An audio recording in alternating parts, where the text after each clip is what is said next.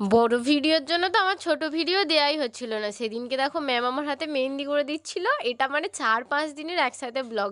এখানে দেখো অপু দাঁড়িয়ে আছে, দেখা যাচ্ছে না বলে আমি ওকে ওখান থেকে দেখিয়ে দিয়েছি। আর এখানে রূপসা ফোন কাটছে আর নিজেদের ছবি দেখে খুব হাসছে। তারপরে দেখো এখানে যথারীতি আমি যাচ্ছিলাম, আবার ২ দিন পরে মেহেন্দি শিখতে যাচ্ছিলাম। সেখানেরও একটা ক্লিপ খুঁজে পেয়েছি। এখানে আমার মানে জল হয়ে কাদা হয়ে গেছে, তো আমার মা, মাসি, বৌদি মানে সবাই, মা বাদে সবাই গেছিলো ওখানে শাক তুলতে।